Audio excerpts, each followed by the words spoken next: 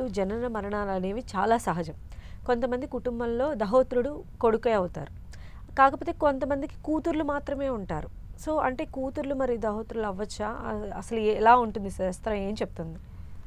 పున్నామరకం తెప్పించేవాడు కొడుకు అంటారు. పున్నామరకం తెప్పించేవాడు కొడుకు అంటారు. అంటే మీరు అడిగిన ప్రశ్న ఏంటంటే, ఒకవేళ కొడుకు లేకపోతే కూతురు చేయొచ్చునా? కర్మకాండాలు కానీ మిగతా కార్యక్రమాలు చేయొచ్చు. ఇప్పుడు కొంతమందికి ఏకైక సంతానం ఉంటుంది, ఇంకో సంతానం ఉండదు. మరొకటప్పుడు సంతానం ఒక్కరిగా ఉన్నప్పుడు ఈ కర్మకాండలు మరి పుత్రులు లేకపోతే చేయొచ్చునా అని ఒక సందేహం ఏదైతే ఉందో, కొడుకుంటేనేమో కొడుకు చేస్తాడు, కొడుకు లేకపోతే కూతురు చేయొచ్చా అంటే, ఆవిడకి పెళ్ళి అయితే కనుక అల్లుడు చేయడానికి అవకాశం ఉంటుంది. అల్లుడికి కూడా తల్లిదండ్రులు జీవనం చేసి ఉంటే కనుక ఆయనకి పనికిరాదు, అర్హత లేదు. అప్పుడు తాను కొడుకు చేయొచ్చా అంటే అక్కడ అధికారం లేదు. దోహితుడికి చేయొచ్చు అని కొంతమంది అంటారు, కానీ తల్లిదండ్రులు బతికి ఉన్నారు కదా, జీవనం చేస్తున్నారు కదా. అట్లాంటప్పుడు కర్తృత్వం కూతురు మీద వేసి ఇంకొక బ్రాహ్మణ్ చేసుకోవడం వల్ల మిగతా కార్యక్రమం చేసుకోవచ్చు. అంటే అక్కడ అల్లుడికి కూడా తల్లిదండ్రులు జీవించుంటే, ఇక దౌహిత్రుడు చేయొచ్చునా అని అంటే అక్కడ కార్యక్రమాన్ని నిమిత్తం ఒకవేళ బ్రాహ్మడు ఎక్కడ దొరకలేదండి ఇంకా అన్నప్పుడు ఇక కర్తృత్వం కింద అల్లుడిని కూర్చొని పెట్టే పరిస్థితి ఉంది. ఇక ఇప్పుడు ఒకప్పుడైతే అట్లా ఉండేది కాదు, తల్లిదండ్రులు ఉంటే కూర్చొని పెట్టేవాళ్ళు కాదు.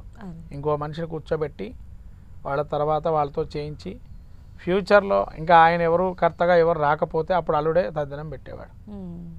ఇప్పటికి కూడా తద్దినం పెట్టడానికి అర్హత ఉంది, కానీ కర్మకాండలకు అర్హత లేదు. తద్దినం పెట్టడానికి అర్హత ఉంది అల్లుడికి, ఈవెన్ తల్లిదండ్రులు బతుకున్నా కూడా. ఎందుకంటే అల్లుడే నెక్స్ట్ ఇంకా ఆ ఇంటికి కొడుకుతో సమానం కాబట్టి అప్పుడు కూతురు యొక్క భర్త చేయొచ్చు. ఇక దౌహిత్రుడు ఎప్పుడంటే, ఒకవేళ వాళ్ళు ఉండి ఇంకా జీవనం చేస్తూ, అంటే వాళ్ళ తాత అమ్మమ్మ వాళ్ళు ఉంటే, ఇంకా ఈ దౌహిత్రుడు ఉన్నప్పుడు వీళ్ళకి తల్లిదండ్రులు లేకపోతే అప్పుడు దౌహిత్రుడు అధికారం ఉంటుంది. ఆ అమ్మమ్మ తాతయ్యకి కూడా తిథి పెట్టుకునేటువంటి అధికారం ఉంటుంది దౌహిత్రుడికి.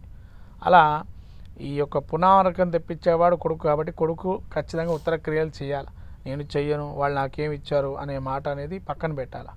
వాళ్ళు ఏమి ఇచ్చినా ఇకపోయినా నువ్వు పుట్టుక ద్వారా రుణంతో పుట్టేవాళ్ళు కడుపున పుట్టినప్పుడు ఆ రుణాన్ని తీర్చుకునేటువంటి విషయం మీది.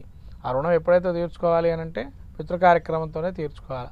ఆ రుణం ఎలా పోదు, ఇంకా పితృకార్యక్రమం చేస్తేనే, ఉత్తర క్రియలు చేస్తేనే పోతుంది ఆ రుణం. అది చేయకుండా ఉంటే కనుక 10 జన్మలు పందిగా పుడతారని చెప్పి బ్రహ్మాండ పురాణంలో తెలుపబడింది. కాబట్టి ఇది తెలుసుకొని ఉత్తర క్రియలు చేయడం నేర్చుకోవడం, ఉత్తమ జన్మ సంపాదించడం మానవుడి యొక్క లక్షణమని పురాణాలు తెలుపబడ్డాయి. ఇది అందరూ కూడా ఆచరణయోగ్యంగా పెట్టుకోవడం వల్ల ఉత్తరోత్తర అందరూ కూడా వీటి ద్వారా ధర్మాన్ని కాపాడుతూ మీ యొక్క ఉన్నతిని తెలుసుకోవడం మంచిది అని పురాణాలు కూడా చెప్తున్నాయి. కాబట్టి అందరూ కూడా ఉత్తర క్రియలు చేయాలి. సమయానికి ఒకవేళ చేయకపోయినా మళ్ళీ మనకు 96 శాన్వతి శ్రార్థాలు సంవత్సరంలో ఉంటాయి. అలా 96 ఈ యొక్క శాన్వతి శ్రార్థాలు ఏ ఒక్క శ్రాద్ధమైనా చేస్తే ఇంట్లో కానీ తీర్థంలో కానీ క్షేత్రాదులు కొన్ని చెప్పబడ్డాయి.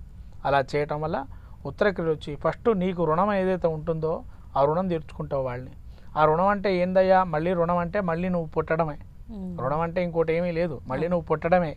ఎలా పుడతావు? మనుష్యుని జన్మనే తక్కర్లేదు, మగజీవిగా పుట్టచ్చు, లేదా మనుషుడుగా ఇంకోరికి పుట్టచ్చు. పుట్టినా కూడా ఆ జన్మలో కూడా నీకు ఉన్నతి ఉండకపోవచ్చు. కష్టాలు, రకరకాలైనటువంటి లోటుపాట్లు, జీవితంలో అనేక రకాల ఇబ్బందులు పడుతుండడం, ఇవన్నీ కూడా సహజంగా అలానే కలుగుతూ ఉంటాయి. వాటి నుంచి ఉన్నతి పొందాలి అని అంటే మనం ఈ ఉత్తర క్రియలు చేయటమే చాలా మంచిది. అలా చేస్తే వాళ్ళకు మంచిది, మీకు మంచిది.